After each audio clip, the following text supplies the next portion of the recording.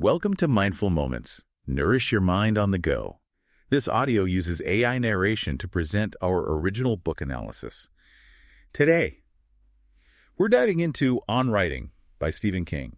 It's more than just a how-to guide. It's part memoir, part masterclass from the king of horror himself. It's really a mix of straightforward advice and honesty. Even the Wall Street Journal called it an enjoyable mix, a mix of autobiography and advice. King just throws you right into his unusual childhood. How many people can say their babysitter prepared them for literary criticism with, well, let's just say explosive bodily functions? He uses humor so well to address uncomfortable or even traumatic events. He doesn't shy away from them. He actually suggests that these types of experiences, however strange, are really fundamental to his perspective on writing, and even how to handle criticism. Yeah, like his mom's stories about death. Very casual, including one about a sailor who jumped off a building, just vivid descriptions, no sugarcoating. And then there's that experience with the ear doctor, the one who punctured his eardrum. Unsettling events for sure, but they definitely fed into his fascination with the macabre. And he's not afraid to explore those darker aspects, the darker aspects of human experience. And that honesty, that's a hallmark of his writing. And there's King's early writing days. What a hustler. He started his own newspaper, Dave's Rag, first with hectograph jelly, and then later a drum press. Talk about DIY.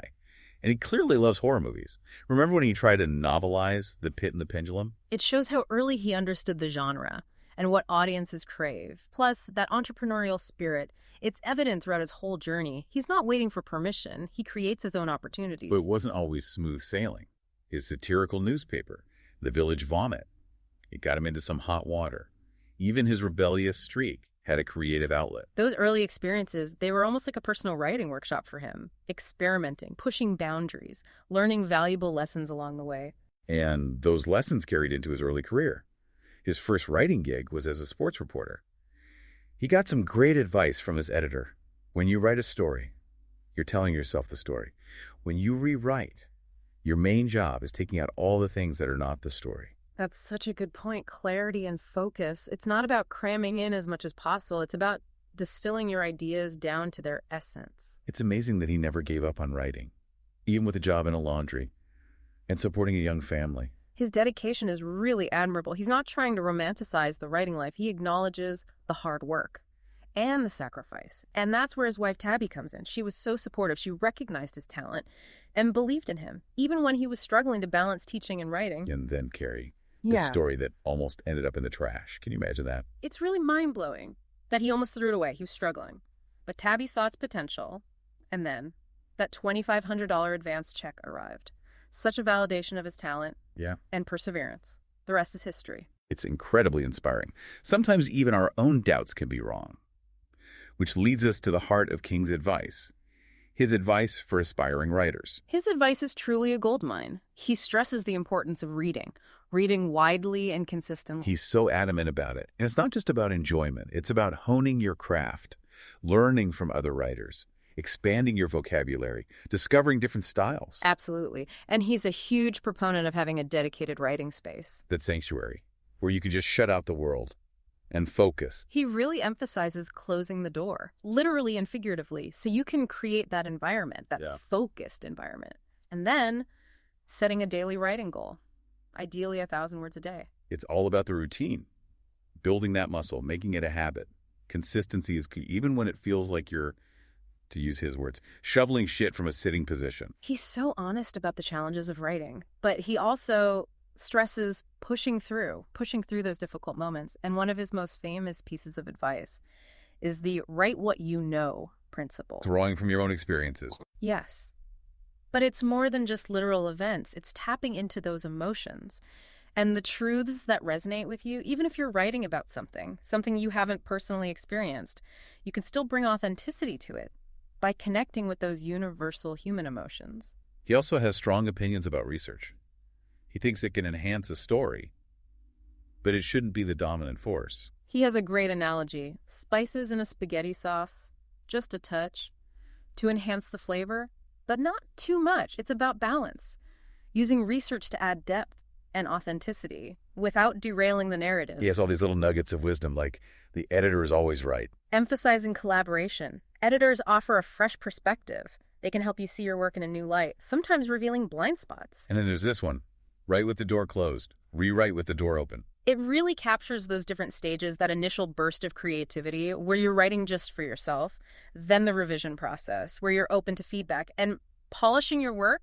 Another quote that resonated with me, stopping a piece of work just because it's hard, either emotionally or imaginatively, is a bad idea. A reminder to persevere, even when it's tough. Those challenging moments, they often lead to the most rewarding breakthroughs. King's insights into the writing process are really eye-opening. He talks about the importance of situation over plot. Like uncovering a fossil, right? Exactly. It's about starting with an idea, a situation that sparks your imagination, and then letting the story unfold naturally, like you're excavating a hidden treasure. He also stresses description, but warns against overdoing it. Finding that sweet spot where it enriches the story without weighing it down. Exactly. And maybe most importantly, King emphasizes honesty in writing. He's all about avoiding cliches, writing from a place of authenticity. He thinks readers can tell when a writer is being genuine, and that honesty is what connects with an audience. He encourages writers to embrace their voice, to write what they believe in, to tell the stories only they can tell. And of course, King doesn't shy away from his struggles. He talks about his accident and recovery, and how writing played a role in his healing. It shows the power of writing, how it can help us process trauma, make sense of difficult experiences, and find meaning. His book is more than just a writing guide. It's a journey into the mind of a master storyteller, a glimpse into his process, a reminder that writing can be challenging, but also deeply rewarding. Welcome back to our deep dive into Stephen King's On Writing. We've already talked about his childhood, his early writing, and his advice for aspiring writers. Now, let's get into some of the more advanced techniques he shares for crafting compelling fiction. One technique he talks about is symbolism. He thinks symbols can add depth and layers of meaning, but he says to be careful, not to be too heavy-handed. He uses the analogy of Easter eggs for the reader to discover, not like hitting them over the head. Exactly. It's about subtlety, letting readers come to their own interpretations and connect with the story on a deeper level. For example, in The Shining, those topiary animals and the hedge maze, they represent the forces lurking beneath the surface at the Overlook Hotel. That's a great example. Subtle, but it really adds to the creepiness. King also talks about theme, that underlying idea that runs through the story. He's very clear that the theme shouldn't be preachy, not a moral or a message, but more of an exploration of an idea or a question, like in Misery, where he's exploring the dark side of fandom and those blurred lines between obsession and admiration. So it's not about telling the reader what to think, but making them think critically. Right. King even says writers should ask themselves, what's it all about, Stevie? Like having a conversation with your muse. And of course, there's rewriting, which King calls the heart of writing. He believes that's where the magic really happens, refining your ideas, making your writing clear, shaping the story into its final form. He encourages writers to be ruthless, even cutting parts they love. If they don't work, kill your darlings. Exactly. He also really believes in getting feedback from trusted readers during revisions. A fresh pair of eyes can be so helpful. It's like having another brain working on your story. His insights into rewriting are really valuable. They remind us that writing is a process. Good writing doesn't just happen. It takes time and effort and a willingness to keep revising. On Writing is such a great book. Practical advice, personal stories, and a real love for the craft. It can help writers at all levels. We want to leave you with a final thought from King. Writing is magic, as much the water of life as any other creative art. The water is free, so drink. Drink and be filled up. So go write your stories. Embrace the magic, the challenges, and the rewards. And if you need a reminder of why you write, pick up On Writing. You can find a link to buy the book in the show notes. And don't forget to subscribe to the channel for more deep dives into great books and ideas. Thanks for joining us on this journey into the world of Stephen King.